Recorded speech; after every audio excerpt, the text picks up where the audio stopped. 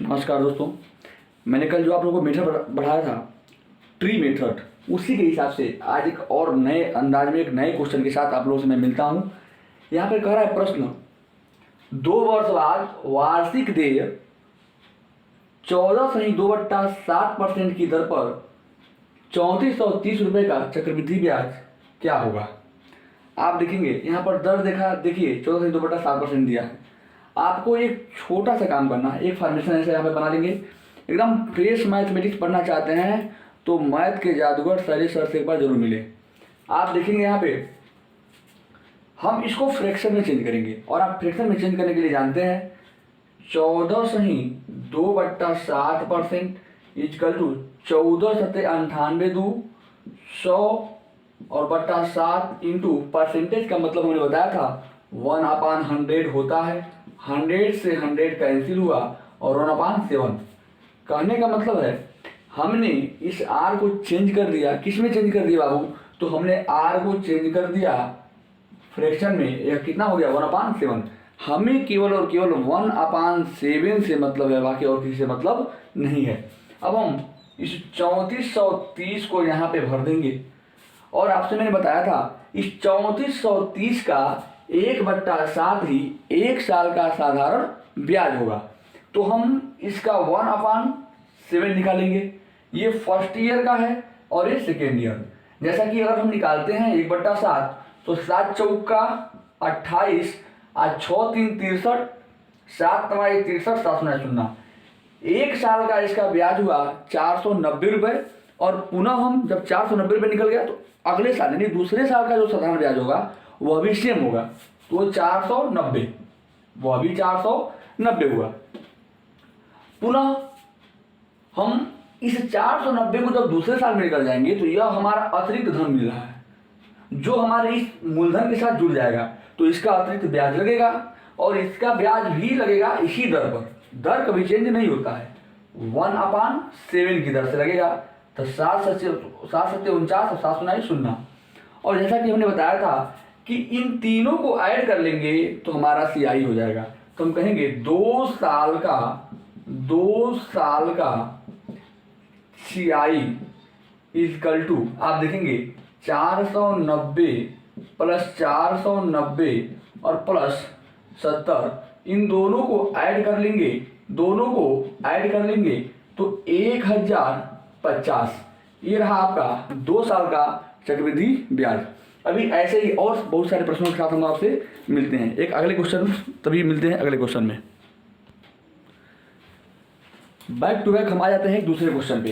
एक इस क्वेश्चन में देखेंगे आप, इसमें कह रहा है 2 वर्ष बाद वार्षिक देय 16.2/3% की दर पर 3600 रुपये का चक्रवृद्धि ब्याज क्या होगा। यहाँ पर थोड़ा सा हम चेंज करेंगे। ये जो 2 वर्ष दिया है हम इसको 3/2 वर्ष कर दे रहे हैं।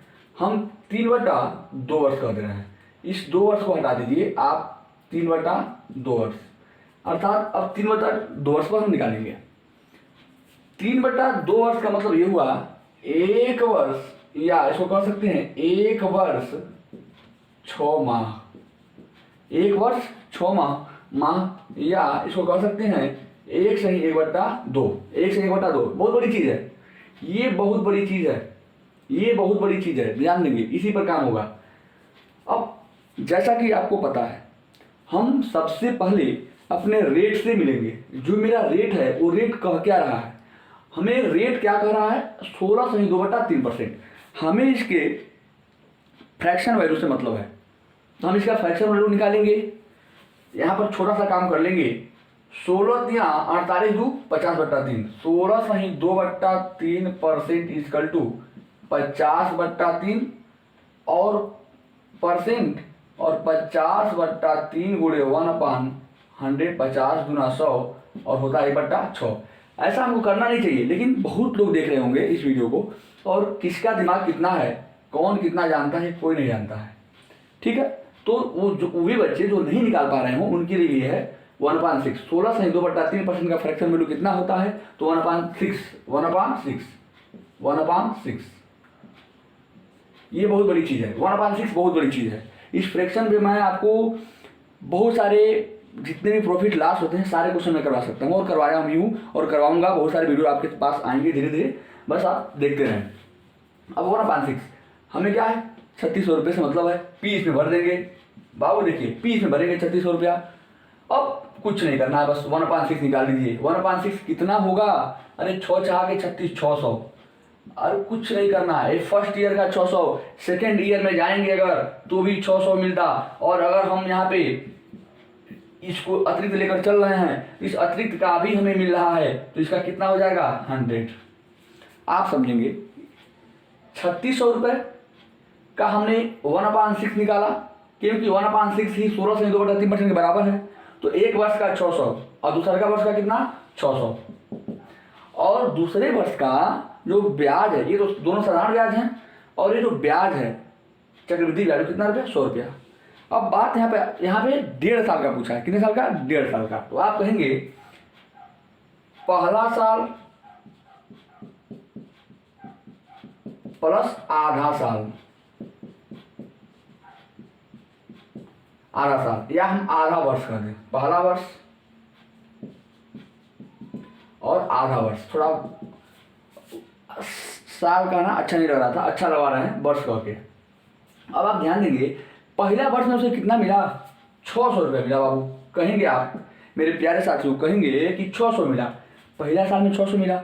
अब दूसरे साल में वो कितना आधा, केवल 6 महीने तक रहा। तो टोटल वैल्यू कितनी होगी दूसरे साल में? टोटल वैल्यू, दूसरे साल की टोटल वैल्यू कितनी? दूसरे साल की टोटल वैल्यू कितनी? 600 और 100 700। यहाँ पर देखेंगे 700 गुणे 1/2। दूसरे साल का जो 700 हो रहा है उसी में 1/2 कर देंगे तो कितना हो जाएगा 350 और 600 और 350 650 प्लस 350 650 600 प्लस 350 आपका हो जाएगा कितना 950। ये रहा आपका राइट आंसर।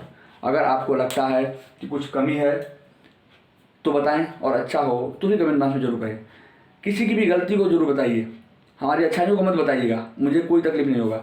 लेकिन अगर आपको लगता है कि कुछ गलती है तो आप हमारी गलती को जरूर बताइएगा। सब्सक्राइब मत करिए, लाइक मत करिए, कुछ भी मत करिए, लेकिन आप सीखिए। मेरा मकसद बस आपको सिखाना है, बाकी और कोई चीज़ नहीं है। ठीक है, मेरा ऑफलाइन क्लास है, मुझे बहुत सारे बच्चे जानते हैं, मुझे जानने के लिए यहाँ से कोई ज़रूरत नहीं है। बस मेरा मकसद यही है कि मैं जो चीज़ जानता हूँ वो अपने समाज में दूँ, बस और कुछ नहीं है। धन्यवाद।